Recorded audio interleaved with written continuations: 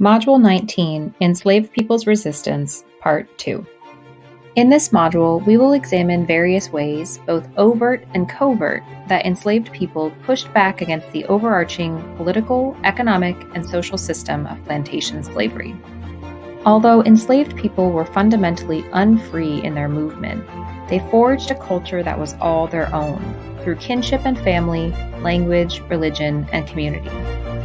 We'll look into more detail at the role family and marriage played in enslaved people's lives, as well as how those things were used against them by slave masters to ensure compliance and order. Forming community, especially through religion and spirituality, was one way enslaved people asserted their autonomy. Religious associations could also lead to outright expressions of rebellion. We'll look at the most deadly and well-known slave rebellion in the antebellum South, Nat Turner's Rebellion of 1831. Additionally, we'll examine other examples of armed rebellion and conspiracy in the first half of the 19th century, including the German Coast Uprising, Denmark-Vesey's conspiracy, and the revolt aboard the Amistad slave ship.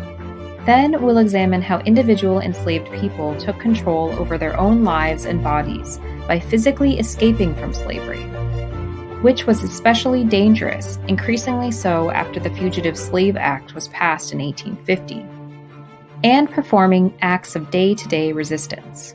By doing their work poorly, breaking tools, stealing food or supplies, or damaging slaveholders' property, enslaved people slowed down the production of cotton, causing their owners to lose profits. We'll also discuss one of my favorite examples of day-to-day resistance: illicit parties conducted by enslaved people at night, out of the watchful eyes of slaveholders and overseers. I'm interested in seeing what you all think about the methods enslaved people employed to assert bodily autonomy and resist daily exploitation. We'll end the module with an assessment of how slaveholders interpreted enslaved people's resistance by examining 2 diagnoses put on Blacks who ran away or resisted. These diagnoses truly reveal how deeply ingrained paternalist ideology was in Southern slaveholders, as well as their unwillingness to see Black people as human beings. We'll also listen to a Memory Palace episode about Henry Box Brown, an enslaved man in Virginia who escaped from slavery. Good luck with the rest of Module 19.